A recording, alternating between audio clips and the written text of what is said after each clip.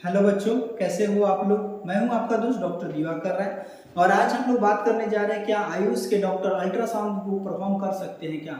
इस पर मद्रास हाईकोर्ट की क्या डिसीजन है उस पर हम बात करेंगे और डिसीजन की जो कॉपी है उसकी लिंक मैं डिस्क्रिप्शन बॉक्स में दे दूंगा।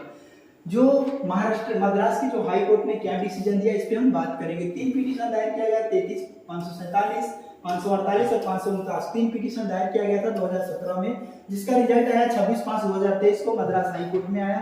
ठीक है, इसको जो पिटीशन को दायर किया गया था तमिलनाडु आयुष सोनोलॉजिस्ट एसोसिएशन ने 2017 में। इस पिटीशन में क्या था कि आयुष के जो डॉक्टर्स थे, 3 डॉक्टर्स थे जिन्होंने बीएमएस कंप्लीट करने के बाद एक सर्टिफिकेट कोर्स को परफॉर्म किया था, कंप्लीट किया था। 6 मंथ की सर्टिफिकेट कोर्स थी, उसको उन्होंने कंप्लीट किया था बीएमएस करने के बाद और वो योग्य हो गए थे सोनोग्राफी परफॉर्म करने के लिए। जब ये रजिस्ट्रेशन के लिए गए तो इनको रिजेक्ट कर दिया गया। इसी मांग के लिए इन्होंने कोर्ट में पिटीशन दायर किया गया था। 3 पिटीशन अलग अलग जगह से दायर किया गया था। इस पिटीशन में क्या था, ये जो पिटीशन इन लोगों ने जो कोर्स किया था वो पीसीपीएनडीटी एक्ट 2020 में जो 6 मंथ ट्रेनिंग रूल्स आई थी उसके तहत इन लोगों ने ट्रेनिंग को परफॉर्म किया था। इसमें 3 कंडीशन थी जो सिलेबस में मेंशन किया गया है, जो कोर्ट की कॉपी में भी सिलेबस को मेंशन किया उसको इन लोगों ने फॉलो किया। दूसरी चीज है जो है 6 मंथ ट्रेनिंग जो है स्किल्ड बेस्ड नॉलेज हो गया, लॉग बुक एंड असेसमेंट हो गया, प्रैक्टिकल नॉलेज हो गया, ये सारी चीज थी।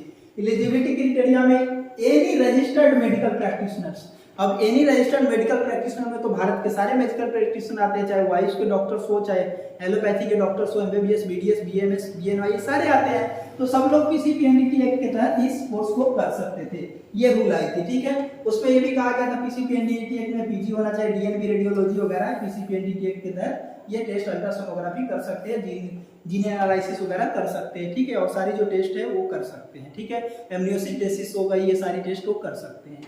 लेकिन सवाल यह उठता है कि भाई साहब आप एक एमबीबीएस डॉक्टर्स को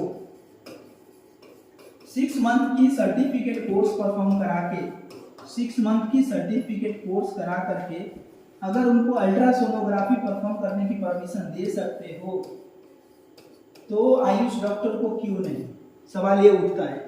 जबकि इसमें रेफरेंस भी दिया गया, जो पिटिशनर थे उन लोगों ने ये रेफरेंस दिया गया कि जो आयुष के जो कोर्सेज की जो सिलेबस होती है उस सिलेबस में सारे डायग्नोस्टिक टेक्निक उनको पढ़ने को मिलता है, चाहे वो पैथोलॉजी जो है हर कोर्स में पढ़ने को उनको मिलता है।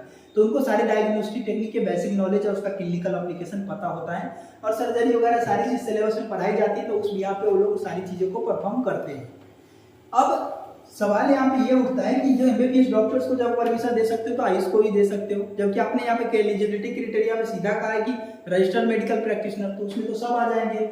अब सबसे बड़ा सवाल ये उठता है कि किसी भी डॉक्टर्स को क्वालिफाइड है या नहीं है, इसका मानक क्राइटेरिया क्या होना चाहिए। कोई एग्जामिनेशंस, जो पीसीपीएनडीटी एक्ट में ये कहा गया कि 3 एग्जामिनेशन पास, अगर 3 एग्जाम लिया जाएगा इस कोर्स को करने के बाद, अगर 3 एग्जाम में अगर वो पास नहीं होते तो उनको नहीं करने देना है, उनको मतलब डिग्री प्रोवाइड नहीं करना है। अगर पास हो जाते तो उनको डिग्री प्रोवाइड करना है। ऐसा पीसीपीएनडीटी एक्ट में जो 2014 में आई थी उसमें कहा गया। तो आप समझ सकते हो चीजों को, जब वो मानक को वो स्टूडेंट ने पास करके और जब सोनोग्राफी के लिए रजिस्ट्रेशन लेने गए तो उनको रजिस्ट्रेशन नहीं मिला। कोर्ट का दरवाजा खटखटाया गया तो कोर्ट ने क्या कहा कि जो अभी कुछ मंथ पहले, जो 2 महीने पहले 26 तारीख को जो एक रिजल्ट आई थी, नोटिस आई थी, सुप्रीम कोर्ट ने इक्वल पे वाली वर्क में जो रीजन दिया था कि आयुष के डॉक्टर उतने वेल क्वालिफाइड नहीं होते हैं, वो योग्य नहीं होते, इमरजेंसी चीजों को नहीं करते, तो उसका रीजन दे करके इसको पिटीशन दे करके कि आयुष के डॉक्टर क्वालिफाइड नहीं है, ठीक है, इसीलिए उनको रिलीफ नहीं दी जा सकती है कि वो सोनोग्राफी को परफॉर्म करें। ठीक है, तो इसमें जो डिसीजन है, यहाँ भी डिसीजन जो है एक तरफा लिया गया है, आयुष के पॉइंट ऑफ व्यू से नहीं लिया गया है, पेशेंट पॉइंट ऑफ व्यू से नहीं लिया गया है। आप समझ सकते हो कि पूरे भारत में 50% से ज्यादा एरिया है जहाँ पर सोनोग्राफी मौजूद नहीं है, सोनोलॉजिस्ट अवेलेबल नहीं है। सरकारी हॉस्पिटल उठा के देख लो, 90% हॉस्पिटल है जहाँ पे सोनोलॉजिस्ट अवेलेबल नहीं है। वैसे कंडीशन में, वैसे देश में आपको ये रूल के में भी भेदभाव देखी जा रही है। ठीक है, तो इससे समझ में आ रहा है कि आयुष के साथ हमेशा से भेदभाव होता आया है। ठीक है बच्चों, आप लोग क्या सोचते हो कि आयुष को ये कोर्सेज में परमिशन मिलनी चाहिए, नहीं मिलनी चाहिए, कमेंट करके जरूर बताइए। मिलते हैं अगले वीडियो में, तब तक के लिए बाय बाय।